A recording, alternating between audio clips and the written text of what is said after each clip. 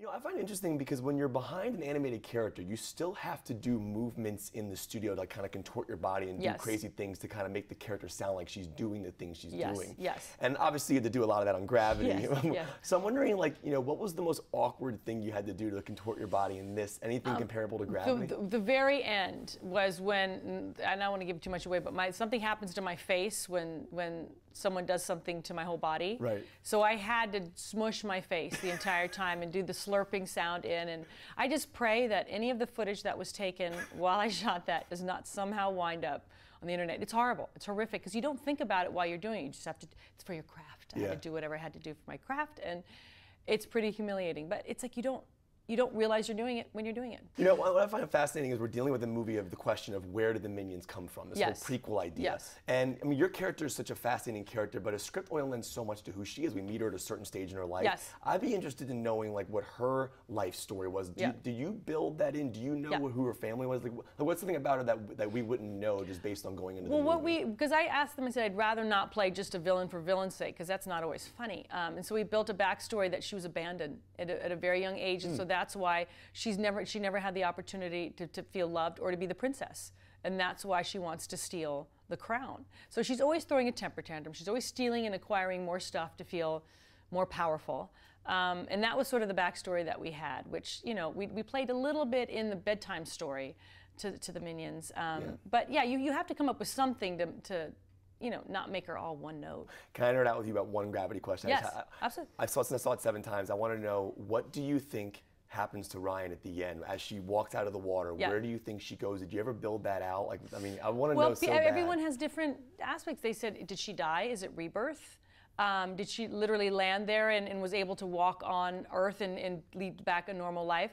I like to keep it open. I didn't want to go anywhere. I just love the fact that it sort of tapped on evolution. She's coming out of the ocean. She's standing up. Man stands for the first time erect, and that's sort of, I like the fact that it was left where it was, because it forces everyone to ask those questions. People just can't let it go, and I think that's a sign of a brilliant filmmaker. And Alfonso is. Well, it's always a pleasure to talk to you. You are awesome. Thank Let's you. just blow it up for old time's sake. I don't want to give you. There we go. No, yeah, no, the little jellyfish. Like, it's awesome to see Thank you so much. Watch your mic. Your mic. Congratulations. So I was interviewing Sandra Bullock a couple weeks ago, and one of the things I found fascinating was how much she had to contort her body to get the voice work, especially when she's like squeezed into the ice in that scene. So I'm wondering, what was the craziest contortion or movement you had to do to kind of get your voice going in this movie? I didn't have to do much. I think, you know, she had a lot of harder, you know, kind of things with her dresses being sort of pulled, and I mean, so I didn't have to do nearly as much as Sandra physically. Right.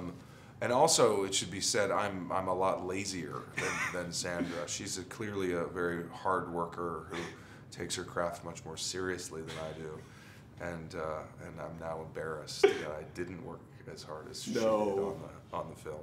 One nerdy question for you, because I'm a big fan of your work. I'm just wondering, obviously we're sitting here in 2015, you play fictional characters, and obviously we saw the end of what happened to Don at the end of Mad Men with the Coke ad. I'm wondering, do you have any idea where he might be in 2015? Years, like decades later, have you thought about what he might be doing after the end of the show? Oh, he's dead. Think so? Yeah. Do you have any idea how he died?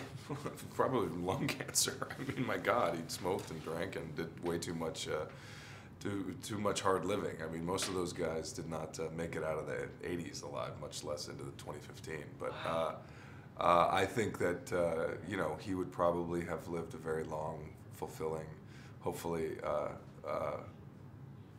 filled life, but I think it would most likely be over by now. I mean, he was 40 in 1966, so you know, do the math. He'd be in his 90s now, if in fact. So I don't think he'd still be with us. He's not making it. That's sad to hear. Sally would be. Sally's around. But, yeah. You know. Yeah. You know, one thing I love about filmmaking is, especially with voice work, is that it's interesting, you don't get to actually work with a lot of your actors.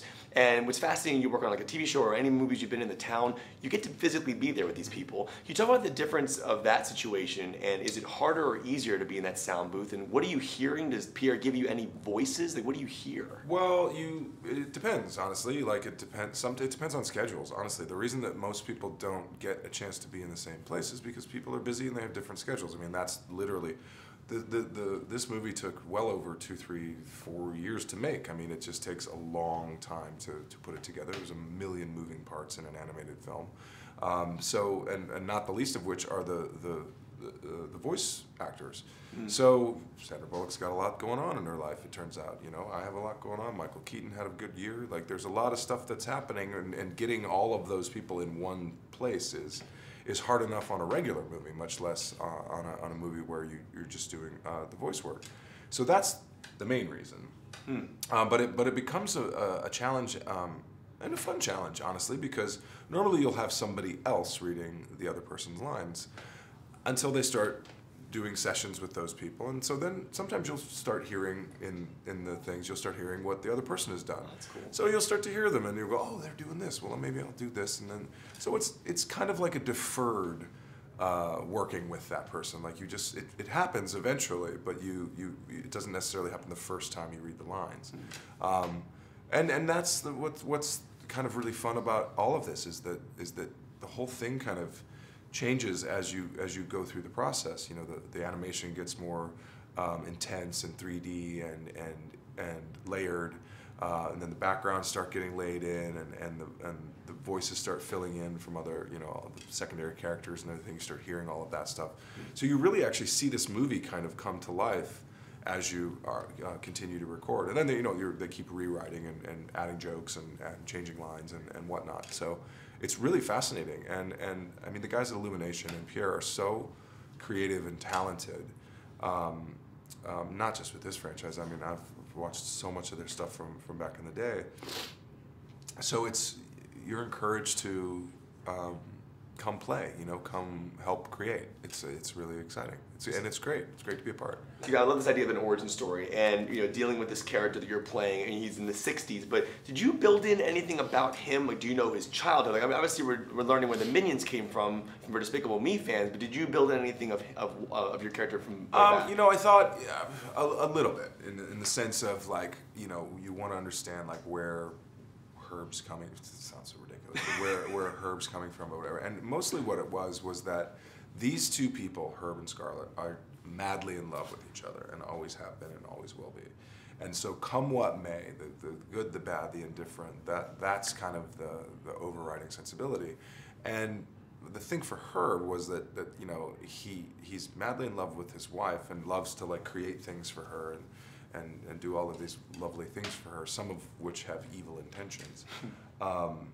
But when the Minions, when Kevin, Stu, and Bob come into their lives, it's almost like a new puppy or a new pet or a new something. You know, there's this fascination with these little agents of chaos that you can see Herb sort of sparks to and is really kind of interested in. So they almost become these sort of weird little adopted children of Herb and Scarlett. And so it's kind of a fun, funny dynamic. And of course, everything goes wrong and they ruin everything. But it's a very funny dynamic.